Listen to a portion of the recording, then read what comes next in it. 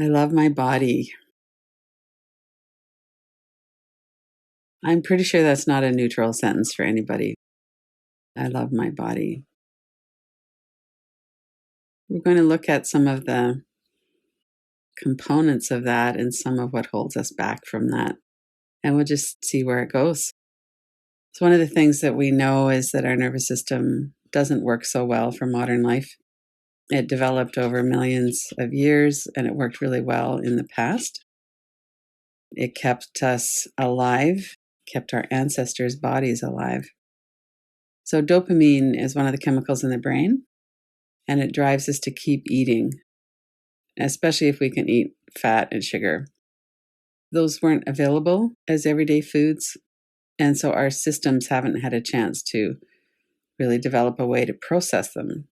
So we have this, on the one hand, we have a system that's not really optimized to process high amounts of fat and sugar, and we crave it because biologically that's how our ancestors survived. So we have a catch-22 there. In order to survive a famine, it's healthy to have more fat stores, but most of us aren't in situations of famine anymore. So then the fat gets stored long term. Fat is inflammatory in our body, and it's not healthy for us. Another issue that we bring to the table around our nervous system is that in the past, most people didn't go more than 30 or 40 miles from home unless you were in a wandering culture. But even then, you were with the same group of people. And our threats that we experienced then were very specific and physical and local. And so now here we have the same system that took in and assessed our safety or threat for all of these years when our threats were local. We have that same system, our eyes, our ears, noticing threats from around the world. And if we think about certain historical events, we have images come to mind. We often remember exactly where we were at the time. So those are examples of traumatic memory. So the system of we take information in through our eyes and we store it forever so that we'll know in the future if something's dangerous. That's not working so well for us right now either. So we get hypervigilant. We have a nervous system that's full of panic or anxiety or worry. And this drowns out our higher level intuition and wisdom. So we often are emotionally flooded with fight, flight, freeze, and then we can't come back to regulation very easily. If we're regulated, if we're in the trust and connect, then we can connect with ourselves, with each other, and we make better decisions. But most of the time, that's not the situation in our nervous system. A lot of the time, we develop these habits of hypervigilance. And then we live in a culture where our survival needs are manipulated for profit. So we need sex and food, and then we watch commercials that seem to indicate that if we drink a certain beer, that we're going to have the right kind of sexual partner, that we're going to be included in a social circle. We all know how the marketing and advertising industries work. And they feed on our compulsion to seek satisfaction and to be soothed. So the very need that we have for inclusion and for status in a small group that would be local and real then become kind of brought into this wider venue where we feel like a loser because we don't have a life like what we see on the Hallmark Channel or what we see on social media. So these are some of the stresses that are involved in our nervous system. And when we can't afford to feel what we feel, we're going to always find a way out. So addictions, eating, food, drugs, alcohol, gambling, all of the kind of ways that we flee our situation through that. We also turn against ourselves. We disconnect. We have a mean inner critic. We have this feeling like there's something really wrong with us. And we know from a lot of research and from our own experience as well that these core deficiency beliefs really drive a lot, like I must be perfect in order to be included, will drive perfectionism in our adult life. And we can't really feel like we're an okay person because we're not perfect. So we can really see how these experiences from childhood that happen through our nervous system cause a lot of suffering as adults. So the wonderful research of Dr. Stephen Porges brought us the Polyvagal System and the autonomic ladder. And Deb Dana is a therapist who works very closely with him, who also is really accessible. Her books, and if you look her up on YouTube or somewhere, she has a lot of really good information.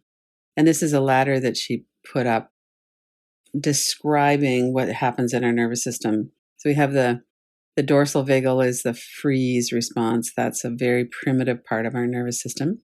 It's kind of from the lower rib cage, the diaphragm down. So it's our gut. When we feel like we can't cope, we often will get into a state of freeze. And then we have the sympathetic arousal, which is fight and flight. So again, we're responding to a threat. And then when we respond to a threat, we'll either go into fight or flight, which is a sympathetic arousal, or we'll go into more of a shutdown state of freeze. And ventral vagal is the highest level of our development as human beings. And that's where we have the sense of trust and connection. We feel connected to ourselves, and we feel connected to other people. Other people feel safe to us. Stephen Porges talks about feeling safe enough to relax in someone's arms. So feeling safe enough to have relationships. So as we go through this inquiry, what we're going to do is try to stay in ventral vagal, in that state of trust and connect. And how we get there is breathing, tapping. If things get too intense, just tap on your forehead several times. Bring your attention away from the words or images into the sound and sensation of the tapping. You could open your eyes, look around the room, look for cues of safety, look to notice with your eyes, not just with your brain, but with your eyes, I'm safe right now. And all of these other tools that we have, you could hold your own hand, take some longer out breaths.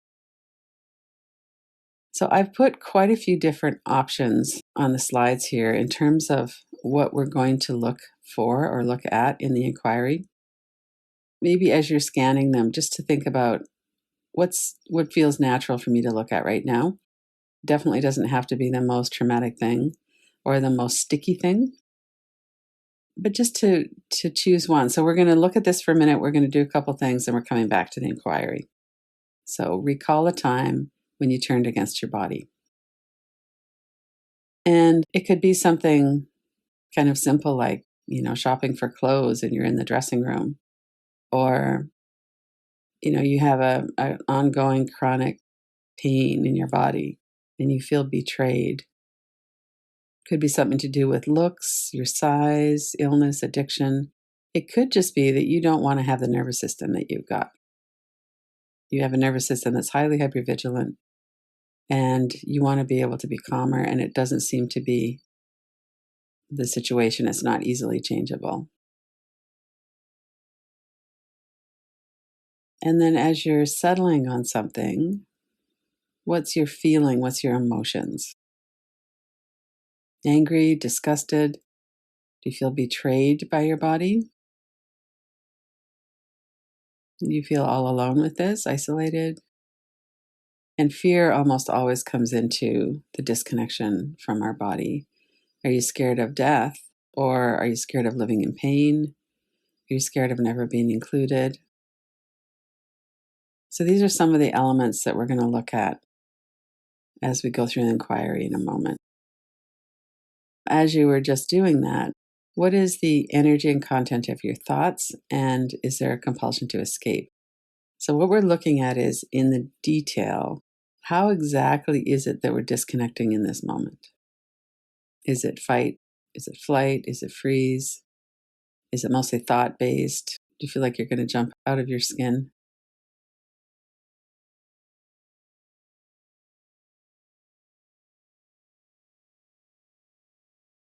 So one of the things we know about this vagal ladder is that when we're in freeze, we need to come out of that into sympathetic arousal. And then from sympathetic arousal, which is fight or flight, we need to come up into this trust and connect. So we're going to do a couple of practices now to help us get grounded. So put the inquiry kind of to the back of your mind. You could still have it as you're working with this, but come into noticing your breath and put one or both hands on your belly and let your belly soften as you breathe out. So we want to always be in this state, or as close to it as we can, of trust and connect as we're doing the inquiry. So just to notice your breath.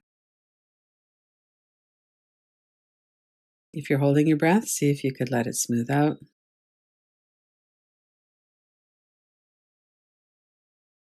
And box breathing is a practice that we can do occasionally. It's really helpful if you're feeling quite panicky or there's an intensity to what's going on. But let's just do it as a practice because it also helps to generally calm and soothe the nervous system. So breathe out like normal and then breathe in. 2, 3, 4. Hold your breath. 2, 3, 4. Breathe out. 2, 3, 4. Hold your breath. 2, 3, 4. Breathe in. Hold. Breathe out.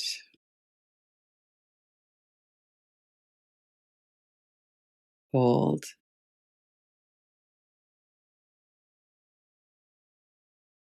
Breathe in.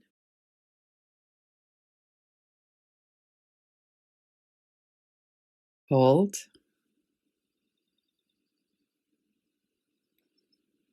Breathe out.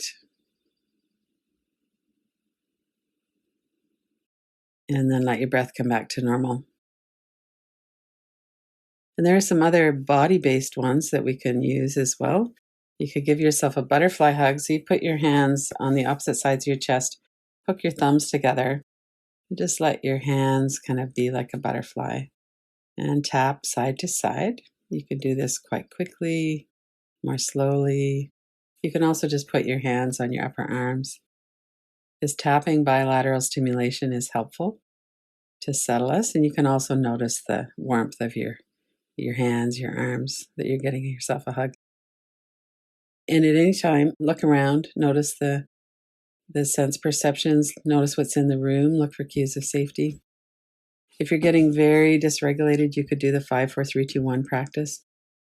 So as you look around the room, look at 5 things that you can see and name them out loud, and 4 things that you can touch and touch them. And so I'm not going to go through that whole practice, but these are some reminders of different ways that we could calm ourselves. And as we're going through the practice, remember as much as you can, stay really present with your body and your breath so that you'll notice when you're starting to get dysregulated. And when you feel that, just come back to some of these calming practices. Feel your feet on the floor, your seat on the chair. So let's go back to the inquiry, recalling a time when you turned against your body. And notice the details. What specifically did you turn against? And to choose one of these for the inquiry so you don't get overwhelmed by all of the different choices.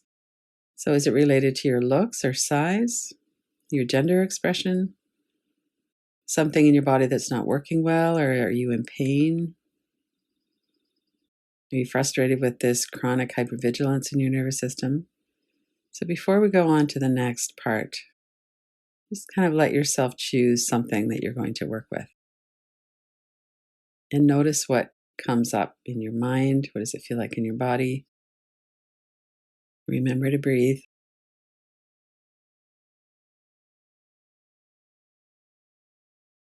And the specific incident that you're recalling, what was that triggered by? Was it somebody looking at you in a certain way with contempt on their face? Are you looking at your own body with contempt? And so this is always related to the cultural conditioning of hatred and disgust for our bodies. It might be they're getting older and you look at your arms and kind of horrified at how they look, or something else about size, age, gender. And we're always sensitized to this because of our past. Maybe you've suddenly gained weight and you don't have a lot of history with that. more likely we have history with our body size, being shamed for being too thin, too fat, too tall, too short, too something. We don't look like a supermodel. So notice what it was triggered by. And it could be a really pervasive experience, or you could be working with one specific thing that comes to mind. Yes, that time in the restaurant when, or the time when I was shopping for bathing suits, or whatever it might be.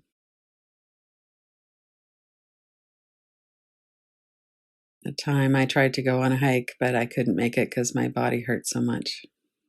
And as you're looking and working with this, take a few breaths, stay connected in your body. And it's always worth it to take a time to pause and get yourself regulated again if you need to. So open your eyes, look around the room, do some tapping,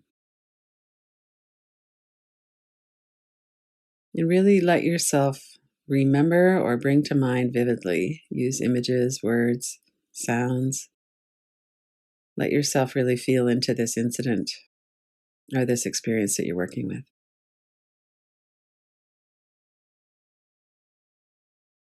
And notice, what are the emotions?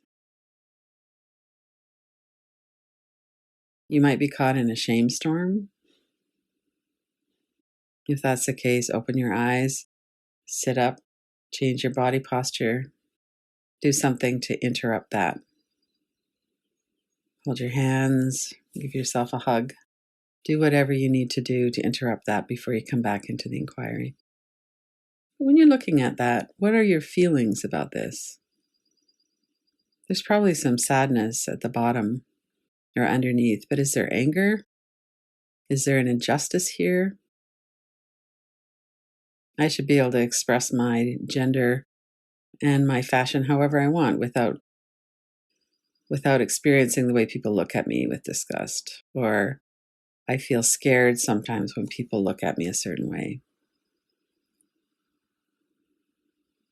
So is there an injustice? Are you feeling disgusted? Is that part of it? Have you turned against yourself? Are you feeling angry and outraged and other people have turned against you? What's your experience with this?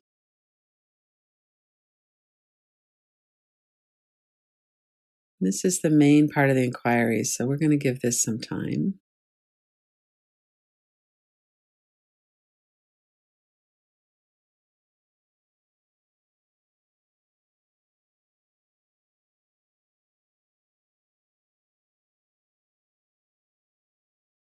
If you're starting to numb out or go into freeze, that's okay. Just notice that. Come back into your body. Breathe.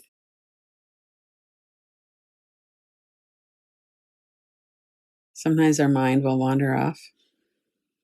We just kind of lose track of what we're doing, and that's okay too. And you might want to just let it wander and not come back, or you might want to bring it back.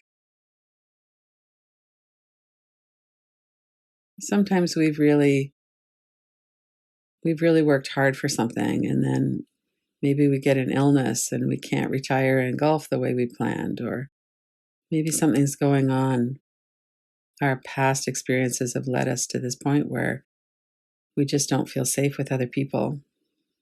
And we're not wanting to be so isolated, but we're scared. Whatever it is that you're working with,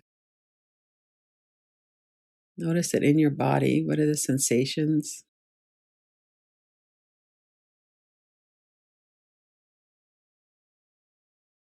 Can you relax your body? Take some deeper breaths.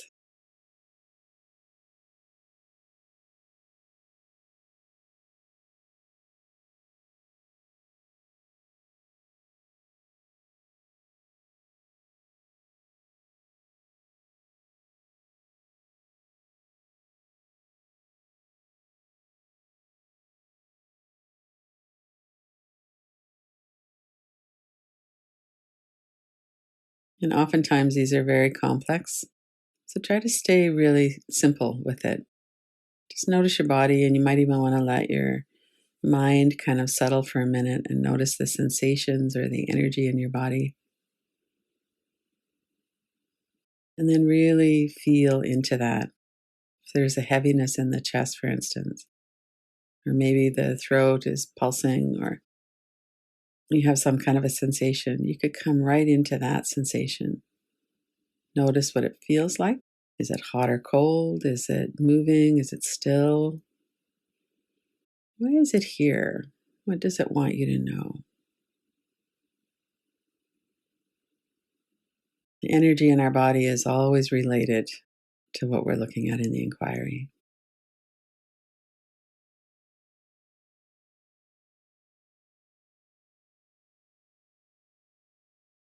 And from here, from the body and awareness in the body, notice what are your thoughts that are coming in.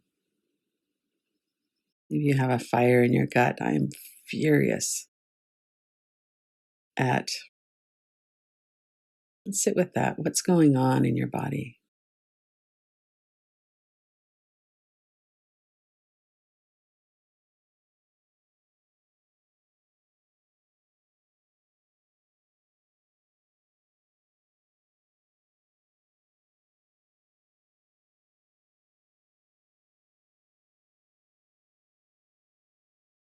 Stay with your breath.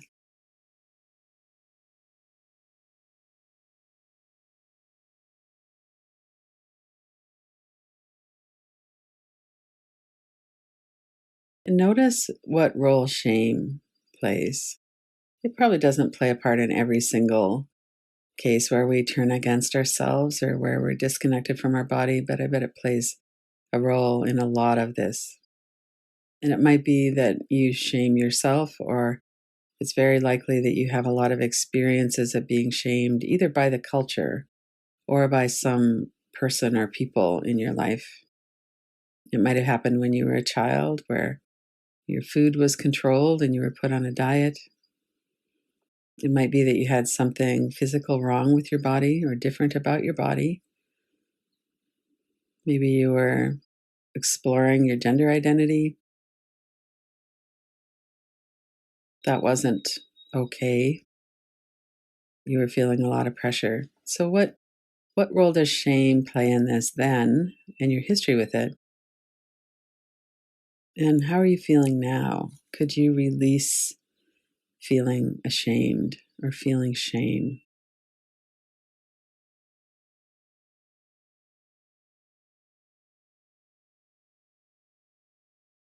And when we're feeling shame, it's helpful to straighten our body so that we're not slumped over.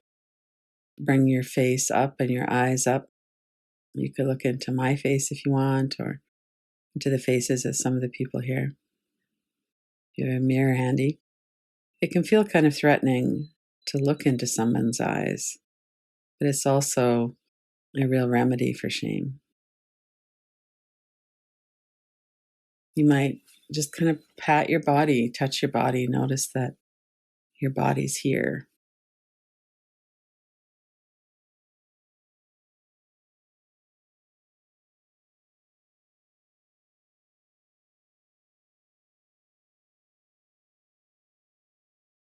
And then let's move into the reverse inquiries, or just an inquiry into what comes up. And you could pick one of these if you want, or kind of scroll through them over the next few minutes. So these are coming back into connection and trust with ourselves. My body always does its best for me. How true does that feel? Especially if you're feeling betrayed or angry, that maybe at your nervous system or at an illness. What comes up when you think about that? My body always does its best for me.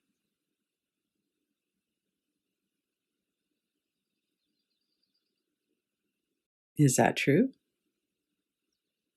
What's your evidence? What comes up?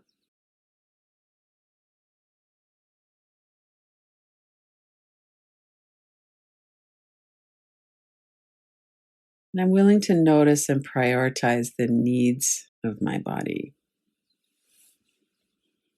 And this is something we can really only do in ventral vagal trust and connect. If we're frozen, we're not going to notice what's going on. If we're in fight or flight, we're probably not going to be willing or able to come in and just really be present. So, in order to even know what the needs of our body are, we need to be present.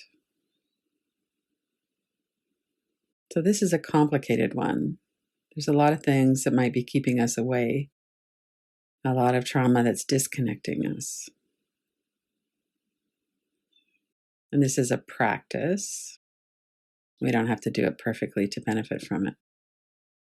I'm willing to notice and prioritize the needs of my body. There's a big emotional component here. Oftentimes we'll do things like binge watch TV or Netflix,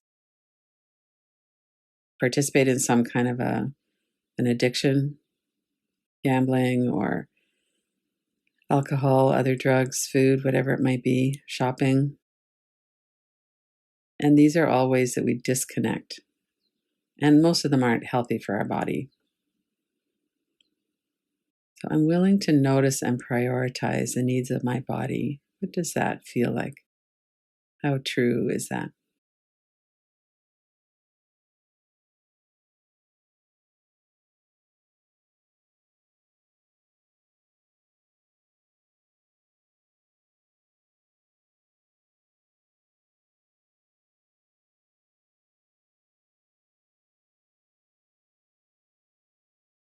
And if you're noticing any shame, see if you can let that go. We live in a culture that makes it very hard for us to do this. We have primitive brains and dopamine and all of the hormones and chemicals in our brain that fight against this as well. All unresolved emotional hurt.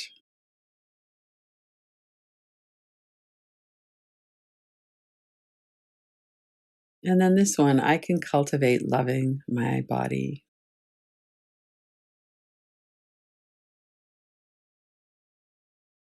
So if we were doing it as a reverse inquiry, it would be, I love my body. And you could do that too. What comes up when you say that? It's like, hell no, that doesn't happen. I don't love my body. I don't like this about it. I don't like that. I hate being this age, whatever it is. So if you were to say, I love my body, notice the images, words, the resistance, and notice how true it is. Is it a little bit true? Is it mostly true?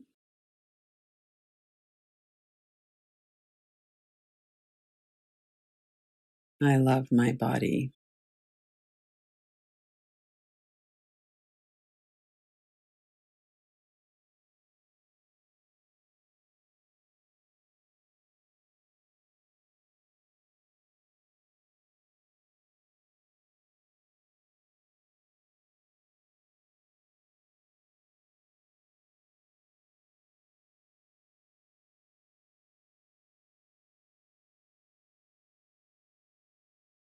And notice your willingness here. I can cultivate loving my body. I can practice it. I can notice when I'm turning against my body and see if I could lighten up and be kinder. Is there a willingness here to cultivate this so that that statement becomes more and more true? I love my body.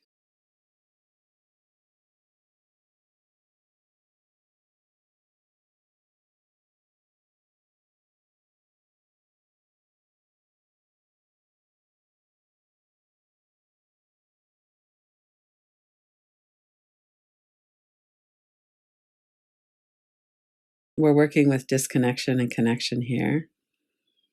If we're in a fight, flight, freeze, we need to come up into ventral vagal, that feeling of trust and connect. We might have very strong habits of turning against ourselves. And then we could relax and soften. Cultivate connection.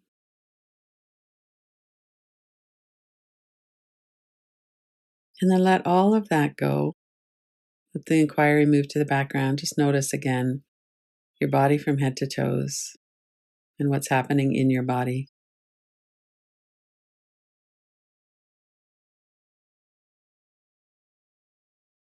We live in our bodies. When our body dies, we're no longer here in this form anyway.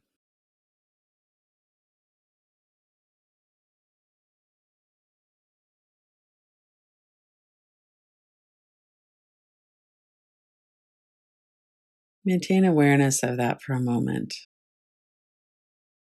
This is where I live. I live in this body. This body is me in a very real sense. And I am more than my body is also true. Just to be aware what's here in awareness right now.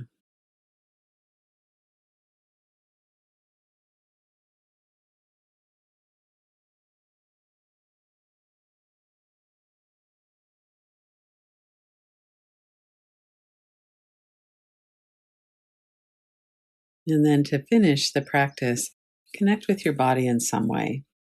Hold your own hands, take a few deeper breaths, give yourself a hug. Put your hands on your body just to notice your arms, your legs. Take some deeper breaths.